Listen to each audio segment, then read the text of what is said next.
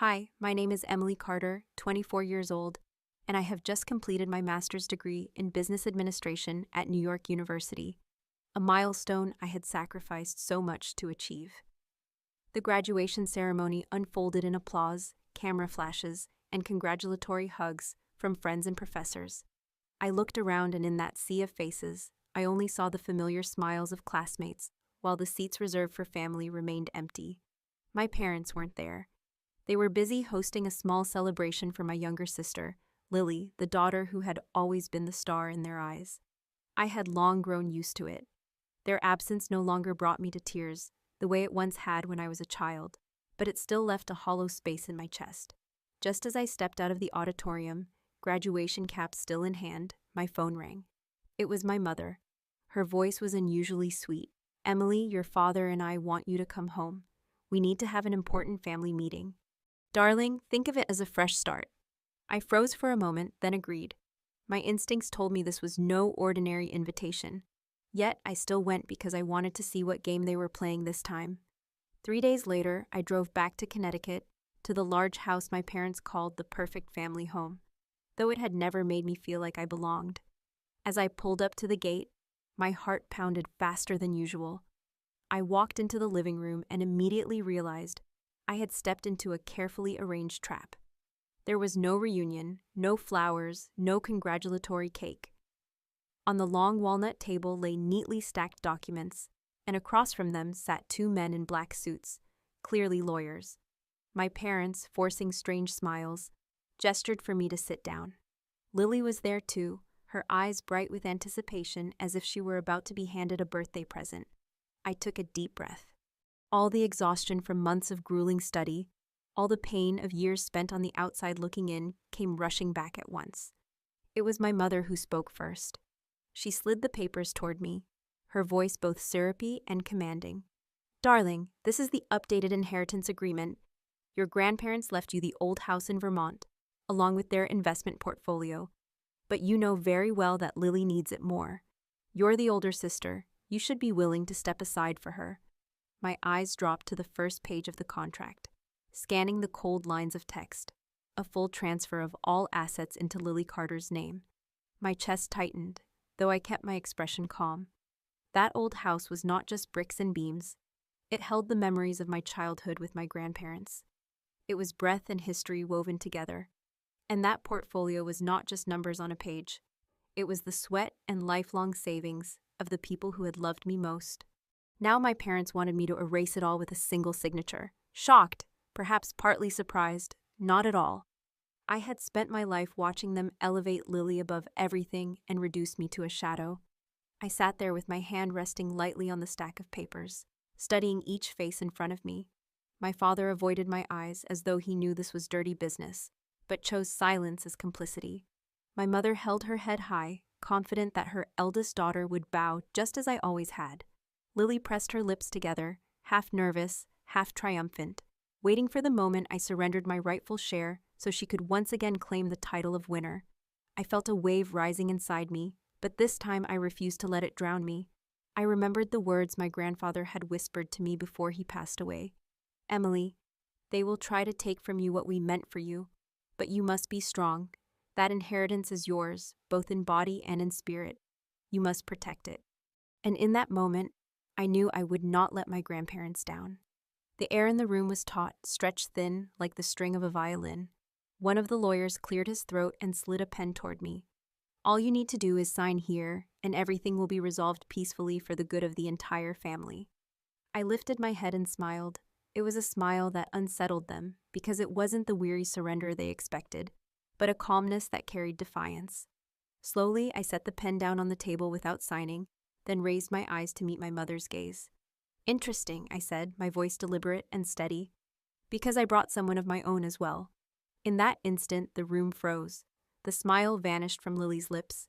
My father frowned and my mother flinched ever so slightly before hiding it behind a cold, sharp stare. The back door creaked open, and I knew this was only the beginning of the real battle. Have you ever felt hurt, abandoned, or belittled by your own family the way I have? And where are you watching this story from? Tell me in the comments so I'll know I'm not alone in this journey. As I sat there in that room, faced with the stack of papers and the heavy stares pressing down on me, I couldn't stop my mind from drifting backward into memory. Perhaps to understand why I was here today, why I had to brace myself, as though against enemies rather than my own parents. You need to hear the story from the start, from when I was just a child in this very house. I was the eldest, the first shadow of expectation, the standard against which everything else would be measured. And then Lily was born and everything changed. I became the comparison, and she became the embodiment of what they called perfection. Every time I brought home an A on my report card, my mother would remind me, "That's fine, but your sister will do even better." Each time I won a small prize in a school competition, my father would shrug. "Lily has natural talent. You're only good because you work hard, but there's nothing truly special about you." Words like that, repeated over and over, carve deeper than you realize. After a while, you stop hoping, stop wanting recognition. You just learn to stay silent to avoid new wounds being etched into your heart. My mother, Margaret, was always suffocatingly strict. She could spend hours choosing a dress for a dinner party, but never seemed to spare 10 minutes to ask if I was okay, if I needed a hug after failing at something. To her, social image was the treasure worth preserving. Her children's emotions were merely an afterthought. I still remember vividly one parent-teacher meeting. My teacher praised me for being diligent and resilient. But instead of showing pride, my mother adjusted her hair, offered a polite smile to the other parents, and said, "Yes, Emily is well behaved, but my greatest expectations are with Lily. She has a rare presence." Right then and there, I felt like an outsider in my own family's story. My father, Richard, was a successful man in the public eye, working in finance, always appearing in sharp suits with a polished smile. But at home, he never hid his favoritism. He always defended my mother, stood by her in every argument, and almost never once spoke up to support me. When I asked permission to attend an academic summer camp I had earned through a scholarship, he frowned. "You're wasting time on things that bring no real value. Lily will be taking a summer dance class, which at least contributes to her image." To him, value didn't lie in knowledge or effort, but in whatever could enhance the family's reputation. And Lily, of course, was the shining mirror they proudly displayed to the world. Lily, the youngest and the precious jewel, lived inside a bubble of unconditional indulgence.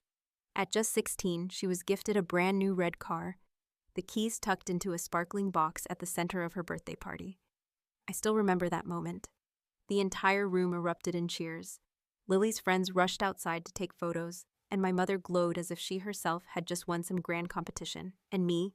I sat quietly in the corner, forcing a polite smile with only a few crumpled bills in my pocket from long shifts at the cafe. In the years that followed, Lily never had to worry about tuition. My parents paid everything for her without hesitation, even hiring private tutors to give her extra advantages. Every birthday, every holiday, Lily had lavish parties, international trips, while I carefully counted every dollar to buy textbooks, working myself to exhaustion just to cover my college expenses. As for me, I grew up in my sister's shadow, carrying responsibilities without ever receiving recognition. By the age of 14, I was already managing household chores, tutoring Lily, and driving her to practices whenever our parents were busy. Yet, all I ever received in return were sharp words and blame whenever I made the smallest mistake. I learned how to secure scholarships because my parents never had any intention of funding me the way they did for Lily. I learned how to work in the dorms, covering evening shifts at the library and morning shifts at the cafe just to afford food and supplies. While Lily flaunted her new dresses, I took pride in being able to pay my phone bill without asking anyone for help. Over time, I realized there was a distance between me and my parents that could never be bridged. A distance built from constant favoritism, endless comparisons, and the quiet scars they left on my heart. Amid all that coldness, there was only one place where I truly felt loved. My grandparents' home, the old wooden house with the familiar scent of pine resin and the creak of the floorboards underfoot, was where I found comfort. My grandparents never compared me to Lily. They listened when I told them stories about school, encouraged me when I felt weary, and praised me not for achievements, but for perseverance. My grandfather would take me out to the garden and teach me to recognize different trees and types of wood. My grandmother, sitting in the living room with her knitting, would call me over, her hands busy with the yarn, while she shared stories from her youth. Every time I went there, I felt whole, not a shadow, not a comparison meant to glorify someone else. That warmth was what kept me standing tall through all the years when my parents slowly began treating me like a stranger. And so when my grandparents decided to leave me the old house, along with their investment, I knew it was because they had seen me, they had understood, and they had chosen to place their trust in me. Their timber farm in Vermont lives in my memory as a sanctuary, a place I cherish more than anything else. It wasn't just a stretch of land lined with tall trees, but an entire world where I first learned the value of labor, of persistence, and most importantly, of unconditional love. Their old house, built in the 1922nd, stood humbly among the maple and pine forests. Each time I stepped onto the wooden porch, the mingling scents of fresh resin and the pies my grandmother baked filled the air, and I felt as though I was returning to the one place in life that truly welcomed me. There, I was not Lily's shadow, not the child endlessly compared. I was simply Emily, the granddaughter they loved. My grandfather, a rugged yet gentle man, had run the timber farm for decades. He was not wealthy in the way my mother craved, but he was rich in ways that few people ever are rich in love, in integrity, and in faith, in honest work. He taught me how to distinguish one wood from another, how to trace the lines in the grain, to read the age of a tree. He often told me, "A good house is built with hands and with heart, not just with money." On summer afternoons, when the sunlight painted the forest in gold, he would take me into the workshop, hand me a small plane, and patiently guide me through each movement. I can still remember how my little hands trembled, but his eyes shone with trust. That single look was enough to make me feel valuable, so different from the indifference I received at home. My grandmother was another world entirely gentle, full of care. She loved to sit by the window knitting while she told me stories about her youth, about how she and my grandfather endured the hardest years together. She always looked at me with tenderness, smoothing my hair and whispering, "Emily, you are stronger than you think. Don't ever let anyone make you believe you are unworthy." Each word from her was like a balm, helping me rise each time I returned to the main house, where I was once again reduced to the unwanted child. I came to see that my grandparents were not only my refuge, but also the quiet source of strength that carried me through my education and into adulthood. Years passed like that, and gradually I became inseparable from their lives. While my parents were busy hosting lavish parties for Lily, I spent weekends tending the orchard with my grandfather, accompanying my grandmother to the local market, or simply sitting on the porch listening to the wind whisper through the forest. I grew up in that warmth, learning that a person's worth is not measured by how loudly they are praised, but by holding on to who they are, living with honesty and showing love to others. Those lessons shaped the Emily who now sits in that room filled with lawyers and contracts, no longer trembling like the little girl I once was. Before they passed, my grandparents called me to them on a late autumn afternoon. I remember clearly the maple leaves carpeting the path, painting the yard in red. My grandfather sat on his old wooden chair, his face etched with deep lines, but his eyes still sharp. He held my hand, his voice raspy yet steady.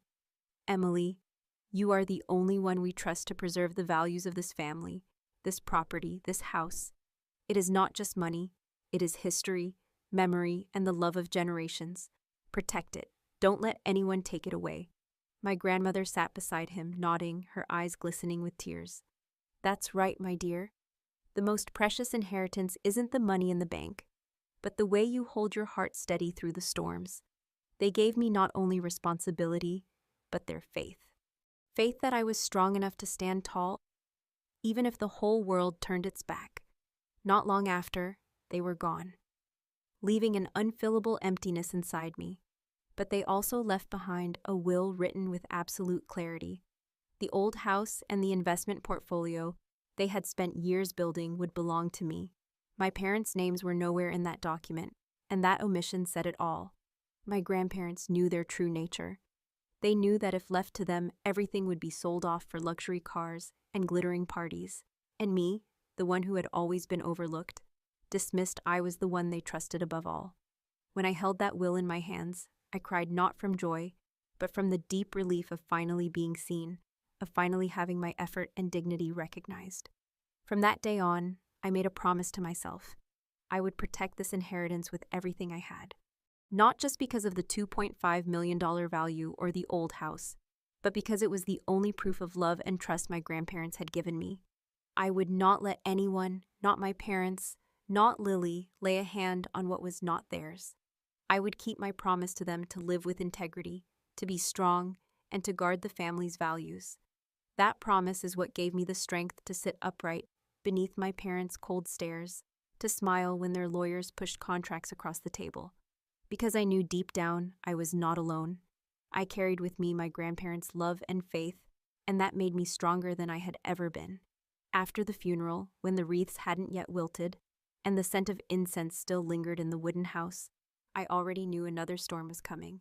And just as I expected, the phone began to ring without pause. At first, it was my mother's voice dripping with sweetness. The kind I knew all too well was only a mask for calculation.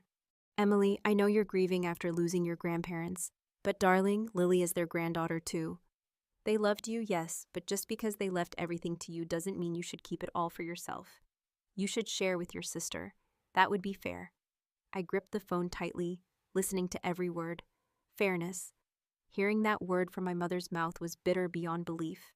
In this family, fairness had never existed. But I didn't argue. I simply said, "Grandpa and Grandma already made their decision. I will respect their will." A few days later, the tone had changed. This time, it was my father, Richard, the man who always kept a polished image in public, but could never hide his coldness when speaking to me. "Emily, stop being stubborn. Your mother and I raised you, paid for your education all these years. Don't you think you owe us some gratitude? Don't you care about your parents' feelings? Lily is just starting out in her career. She needs the money more than you do." I bit my lip, each word cutting into me like a blade. That so-called gratitude he spoke of was nothing more than a way to legitimize stripping me of what my grandparents had entrusted to me. I answered, calm but unwavering. "I worked, I studied. I got myself here on my own. I'm grateful for being raised. But this isn't about gratitude. This is Grandpa and Grandma's legacy, and they chose me. No one has the right to change that." My father went silent for a few seconds, then hung up without another word.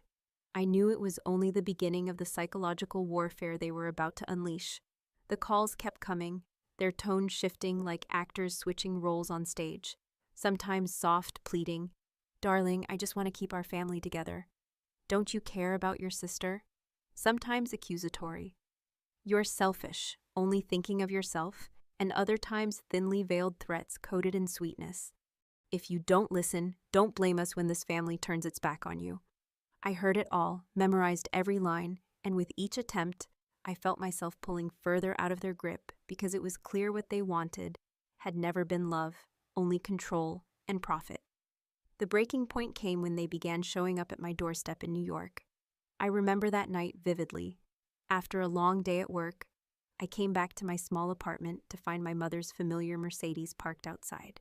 She stepped out, draped in a beige silk dress, lips painted crimson, her eyes sharp as glass.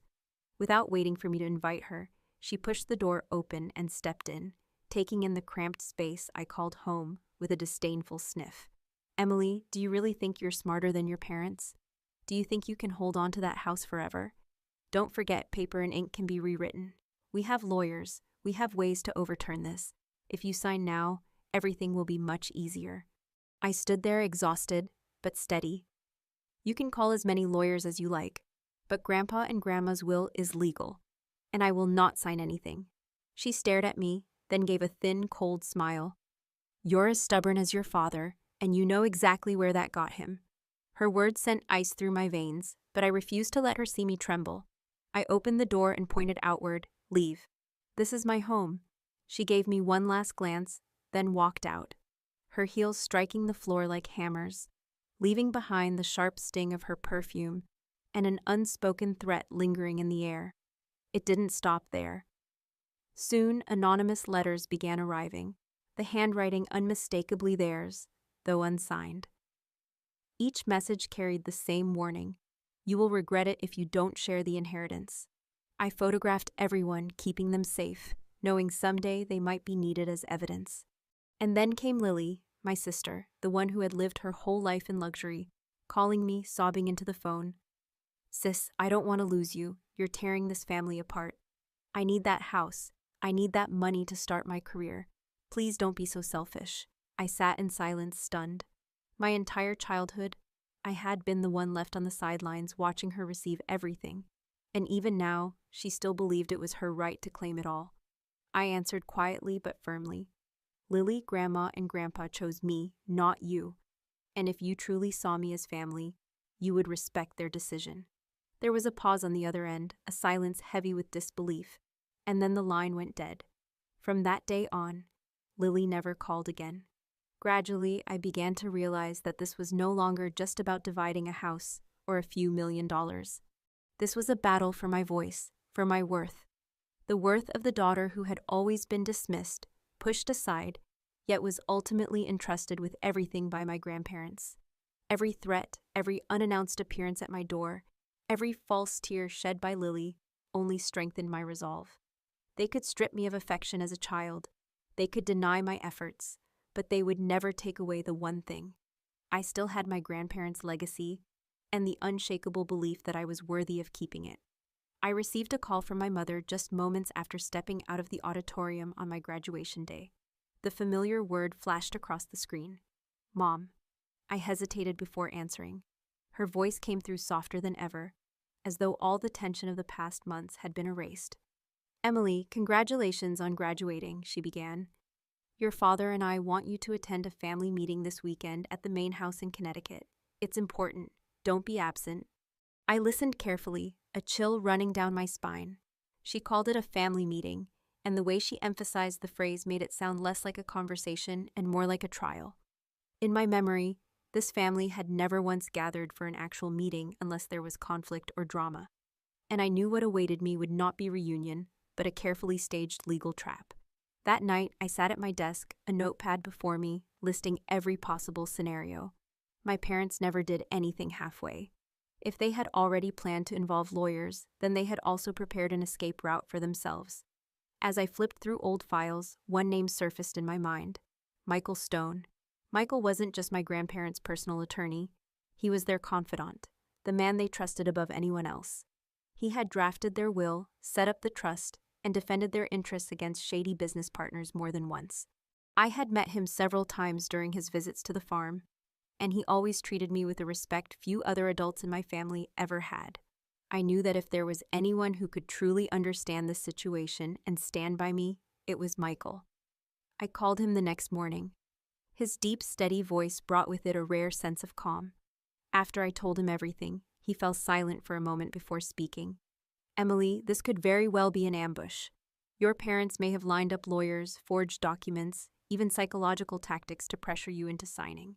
You need to be prepared and remember this. Never go alone." I sighed. "But if I tell them I'm bringing an attorney, they'll change the script.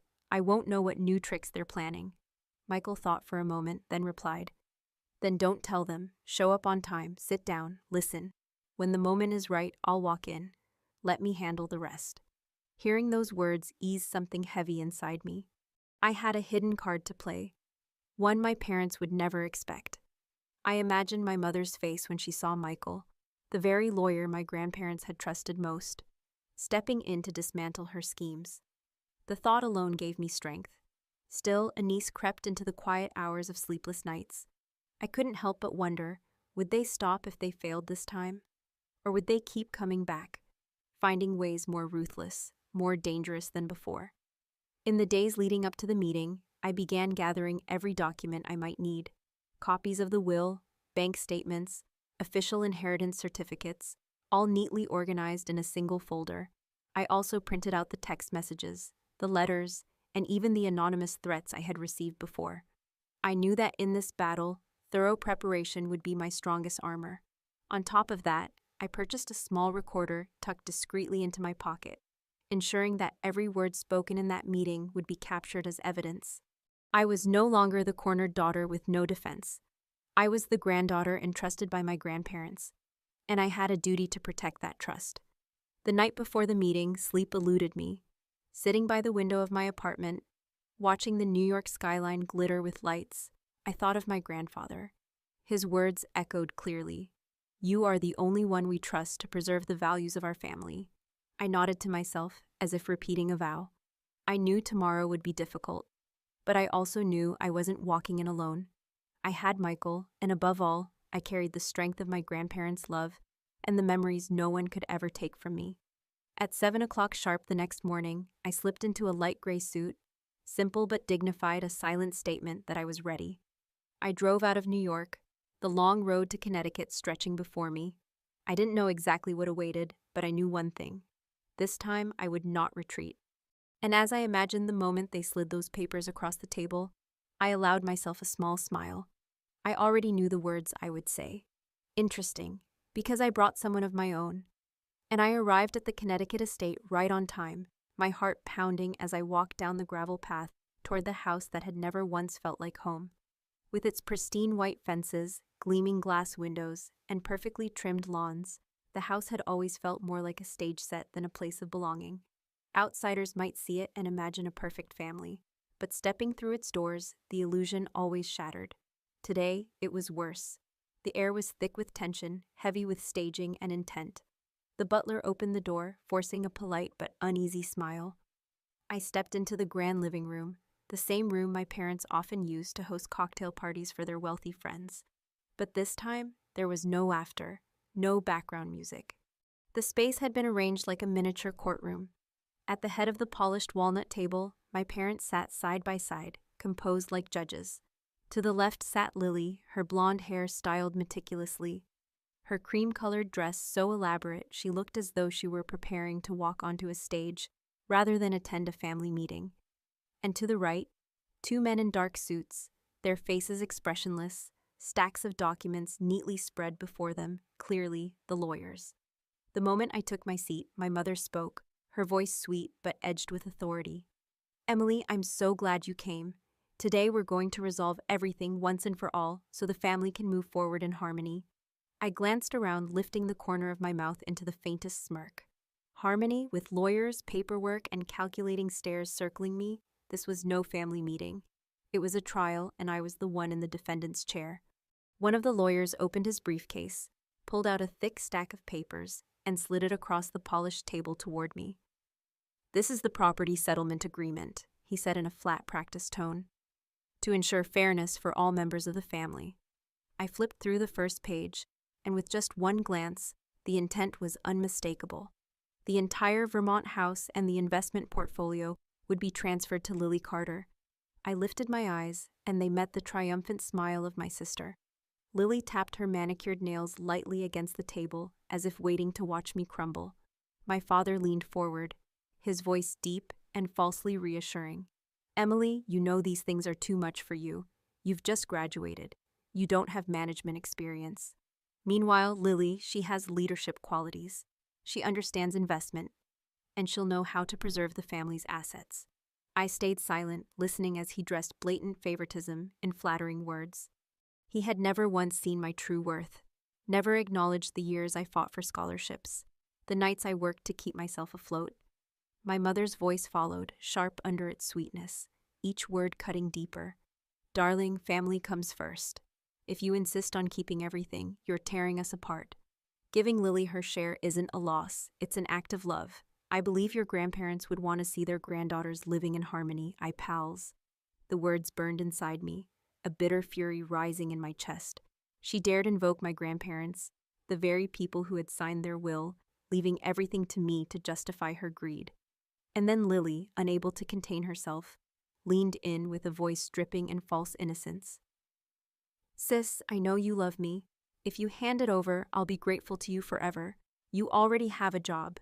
You don't need the burden of this too." Each word felt like a slap across my face. All through childhood, I had sacrificed so she could have everything. Birthdays, attention, recognition.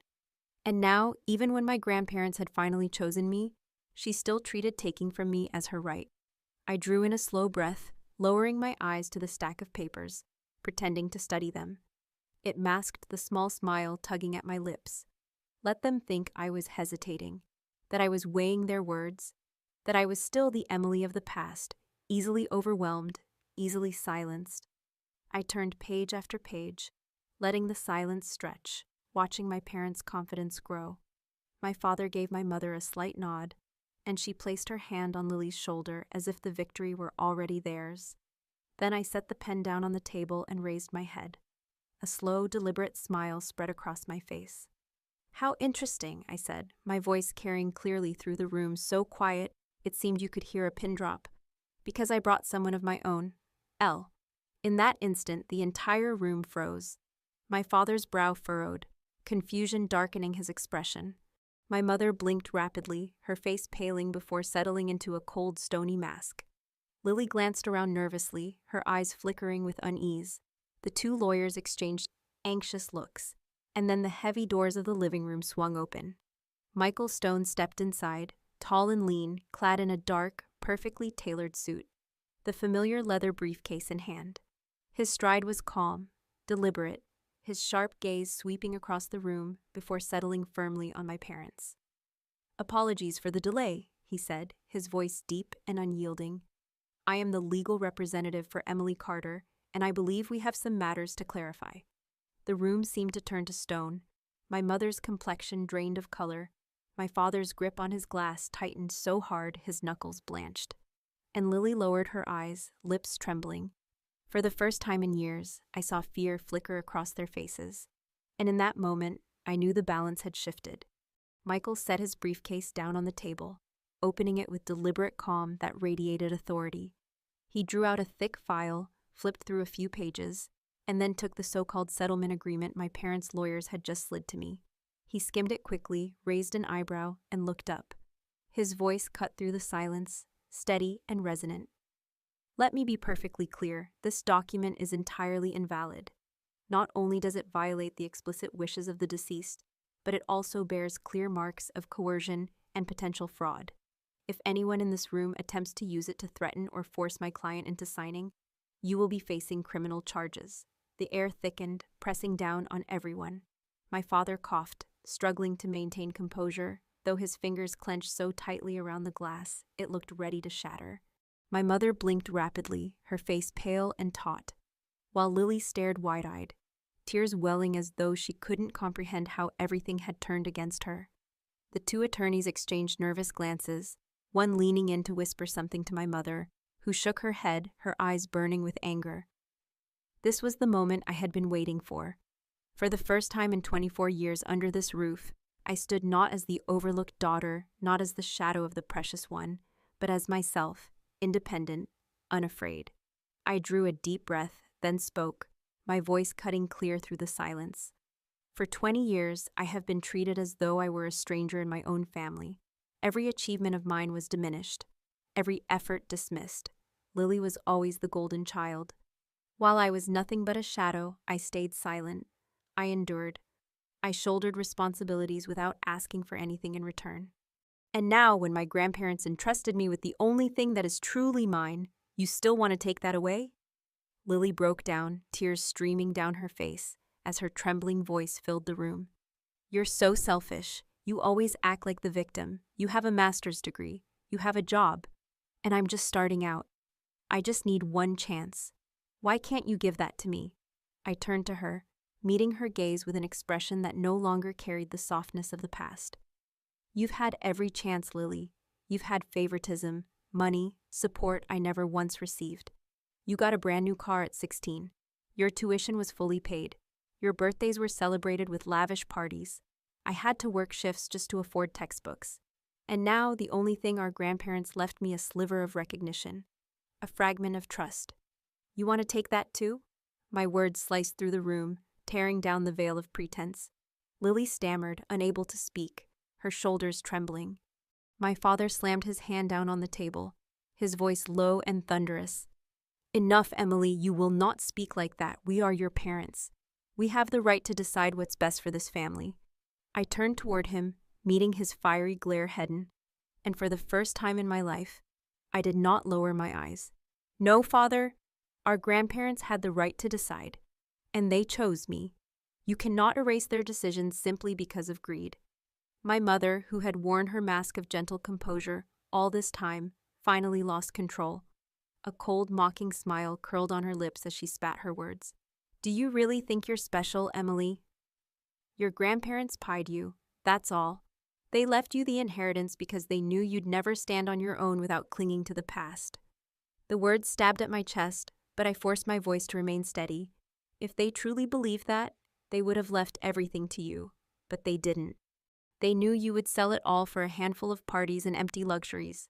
They knew I was the only one who would honor the true value of this legacy. At that moment, Michael cleared his throat and pulled out another folder from his briefcase.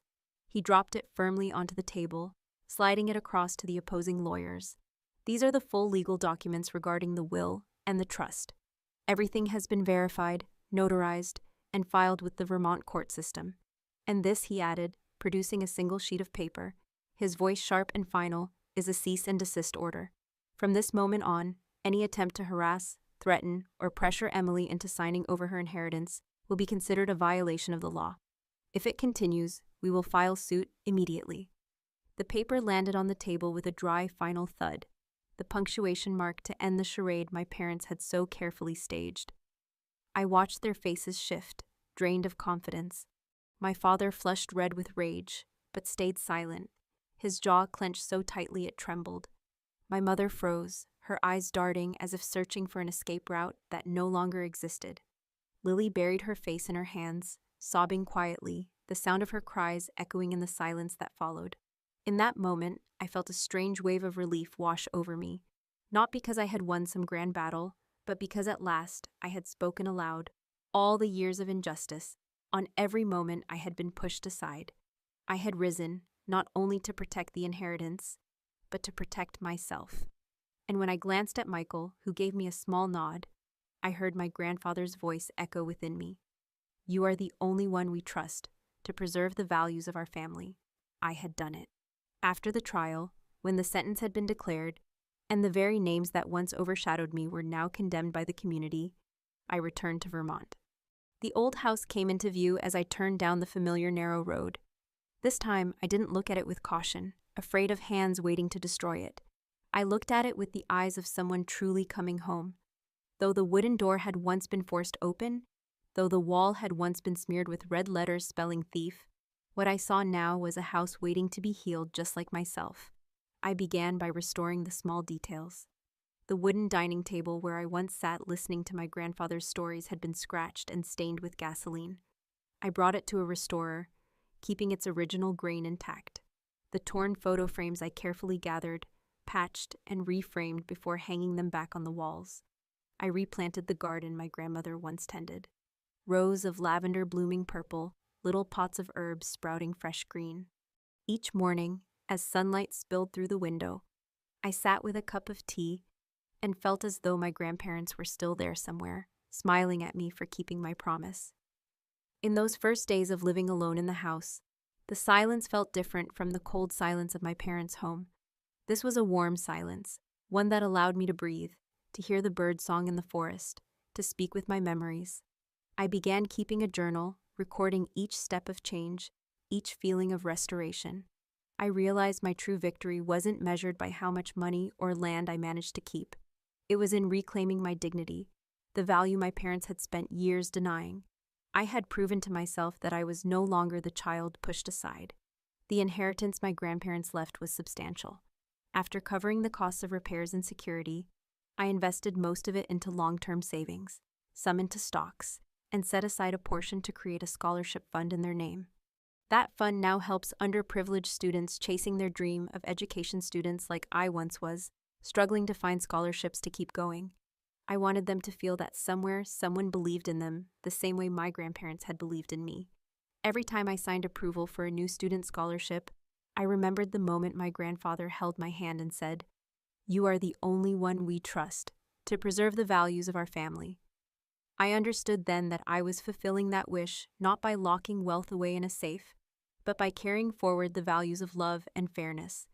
The community in Vermont also began to see me differently. At first, there were whispers and gossip about my family's scandal, but then they saw me steadily restoring the house, joining charitable efforts, and they saw the scholarship fund making a real difference in people's lives.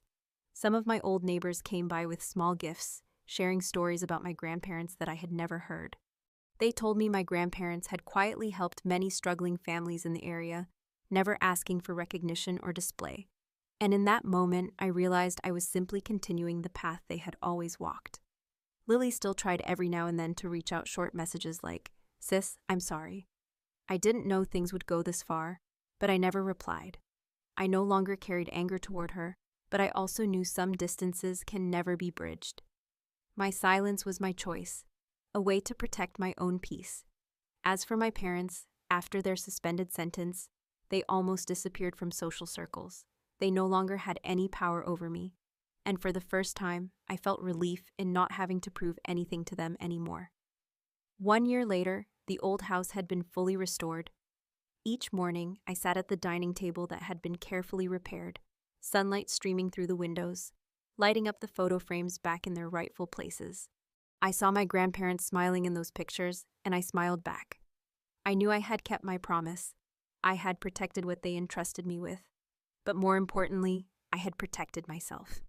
Looking back on the entire journey, I understood one truth. The real victory wasn't about what I owned, but about learning to say no to injustice, learning to stand up for my own worth. I had walked through pain, betrayal, and threats. Yet I held on to my dignity, and that was the true legacy my grandparents left behind. I closed my journal writing the final lines. My grandparents left me more than a house. They left me a lesson to protect myself, to never yield to injustice, and to live with dignity. That is the real inheritance. If you have ever been hurt by your own family, remember this. It does not mean you are unworthy of love. If you have ever been belittled, pushed aside, or made to feel invisible, believe that your true value does not lie in their eyes. It lies in the way you rise and build a life of your own. If I could rebuild myself from those wounds, then so can you. Don't be afraid to set boundaries. Don't be afraid to walk away to find your peace. Because sometimes, real family is made of those who honor and respect you, not of blood. Thank you for listening. I'll see you in the next.